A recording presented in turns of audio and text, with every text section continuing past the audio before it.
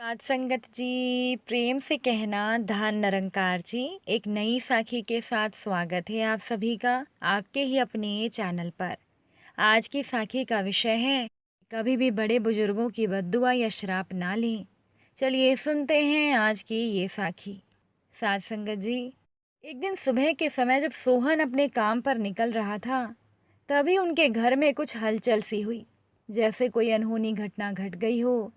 सोहन के स्वर्गीय पिताजी के परम मित्र का बेटा विकास अपने परिवार के साथ बैठा हुआ था और उनके माथे पर बल पड़े हुए थे।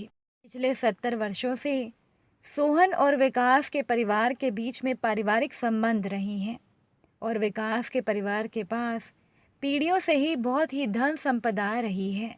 विकास के परिवार का मूल खानदानी व्यवसाय ब्याज पर धन देना था।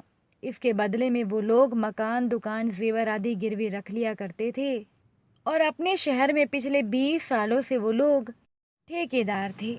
विकास भैया का परिवार करीब 8-10 सालों से सोहन के घर पर नहीं आया था।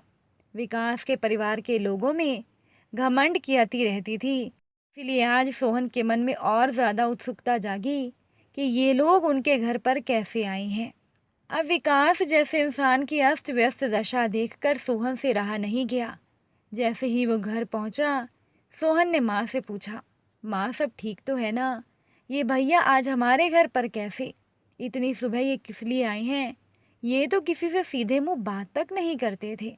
उसके बाद सोहन की माँ ने जो सोहन को बताया, वो एक हैरान कर देने वाली बात थी। सोहन की माँ ने सोहन को कहा कि तुम्हारे विकास भैया पिछले 5 सालों में शेयर बाजार में बुरी तरह से बर्बाद हो गए और उनका 20 करोड़ रुपया खराब हो गया। नगर निगम के जो भी कॉन्ट्रैक्ट उन्होंने लिए थे और पूरे किए, उस काम का भुगतान कमिश्नर ने रोक दिया, जिससे कि इनके परिवार को गहरा झटका लगा।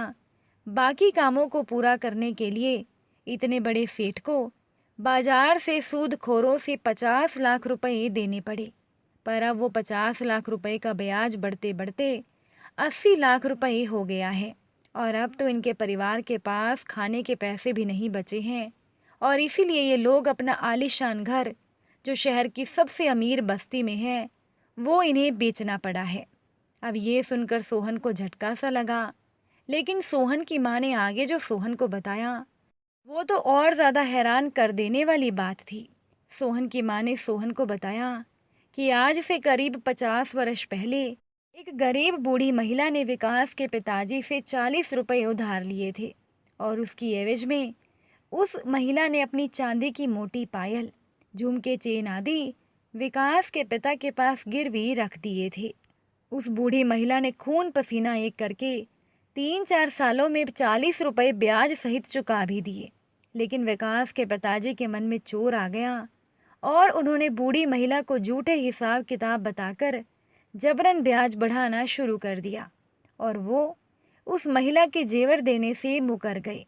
कुछ महीनों के संघर्ष के बाद वो बूढ़ी महिला थक गई। सोहन की माँ ने सोहन को कहा कि तब हम लोगों का घर विकास के घर के पास में ही था और मेरी भी नई शादी हुई थी। उस दिन वो बूढ़ी महिला इनके घर पर गई और फूट फूट कर रोई। रोते रोते वो एक ही बात बोल रही थी, तेरा सर्वनाश होगा, मेरे 40 रुपए तेरे नस नस से निकलेंगे। नहीं चाहिए मुझे मेरे जेवर, तू रख, अब ये तेरी बर्बादी का कारण बनेंगे। और कुछ ही दिन में उस बूढ़ी महिला की मृत्यु हो गई। वो 40 रुपए थे जो आज 50 वर्षों में 50 लाख मूलधन जमा 30 लाख ब्याज होकर करीब 80 लाख हो गई हैं। इन 80 लाख की वजह से तेरे विकास भैया की जीते जी मरने वाली हालत हो गई है। ये सुनकर सोहन एकदम से हैरान हो गया। आज तक साथ संगत जी हमने सुना था कि ऊपर वाले की लाठी में आवाज़ नहीं होती, लेकिन ये साखी इस बात का प्रत्यक्ष उदाहरण है कि भगवान की अदालत में न्याय है, देर है पर अंधेर नहीं है। विकास के परिवार ने उस बूढ़ी महिला की बद्दुआ ली, इसी वजह से विकास के परिवार की आज ये हालत हो गई। साथ संगत जी, भगवान तो सबके साथ न्याय ही करते हैं। अब पहले समय में जब कोई किसी का पैसा खा जाता था तो लोग उसे चोर बोलते थे, समाज में उसकी कोई कद्र नहीं होती थी। पर आजकल तो सब कुछ ही उल्टा है। लोग समझते हैं बस हमें किसी तरह से भी पैसा मिल जाए, कहीं से भी किसी का भी बिना मेहनत का पैसा मिलना चाहिए, क्योंकि पापों का साझीदार कोई नहीं होता। इस बात का ध्यान ज़रूर रखें। इसीलिए किसी का भी एक भी रुपया अपने लिए कभी भी इस्तेमाल ना करें। वाल्मीकि रामायण के उत्तरकांड में कथा आती है। भगवान श्री राम अयोध्या के राजा थे। तब एक बार उनके दरबार में न्याय पाने के लिए एक कुत्ता घिसटते घिसटते पहुंच गया था। राम राज्य की बात है। त्रेता युग में उस समय तो पशु पक्षी भी बोलते थे। जब लक्ष्मण जी ने कुत्ते से पूछा क्या बात है, कैसे आना हुआ, तो वो बोला मुझे भगवान से न्याय चाहिए। भगवान राम जब उपस्थित हुए फिर उस जानवर से पूछा गया कि बताओ क्या बात है, कैसे आना हुआ। कुत्ते ने कहा भगवान, मैं खेत की मेड़ के बगल में लेटा था। तभी एक ब्राह्मण कहीं से जा रहे थे। उन्होंने मुझ पर अनावश्यक डंडे से प्रहार किया, मेरी कमर तोड़ दी। मुझे न्याय चाहिए प्रभु। बिना किसी अपराध के उस ब्राह्मण ने मुझे क्यों मारा, इसीलिए आप उसे दंड दें। इस पर भगवान राम ने उस ब्राह्मण को बुला लिया और कहा क्या इस कुत्ते ने तुम्हें नुकसान पहुंचाया या ये तुम्हारे पीछे पड़ा? तुमने इस कुत्ते को किस कारण से पीटा है? ब्राह्मण ने कहा प्रभु, मैं स्नान करने के लिए नदी की तरफ जा रहा था तो मैंने सोचा कि कहीं ये कुत्ता मुझे छू कर अपवित्र ना कर दे, इसीलिए इसे भगाने के लिए मैंने एक डंडे से इस पर प्रहार कर दिया। भगवान कहने लगे मतलब तुमने अपराध किया है। भगवान ने कुत्ते से पूछा कि बताओ इसे क्या दंड दिया जाए। कुत्ते ने कहा प्रभु, मैं आपकी शरण में आया हूँ, न्याय तो आप ही कीजिए। भगवान ने कहा नहीं, तुम ही बताओ कि इसे इस अपराध का क्या दंड दिया जाए। जो तुम चाहोगे वही दंड इस पर लागू होगा। तब कुत्ते ने कहा भगवान, इस ब्राह्मण को किसी एक बड़े मठ का महंत यानी मठाधीश बना दीजिए। ये सुनकर वहाँ मौजूद सभी लोग हैरान हो गए, क्योंकि मठ में तो असीम वैभव ऐश्वर्य और अकूट धन संपदा होती है। वहाँ लोग आते हैं, पूजा करते हैं। सभी को लगा कि ये ब्राह्मण तो वहाँ मौज करेगा। तब भगवान ने पूछा कि तुम इसे ऐसा दंड क्यों दे रहे हो, या तुम मजाक कर रहे हो? तब कुत्ते ने भगवान से कहा नहीं प्रभु, मैं इसे दंड दे रहा हूँ क्योंकि पिछले जन्म में मैं भी एक मठ का मठाधीश था।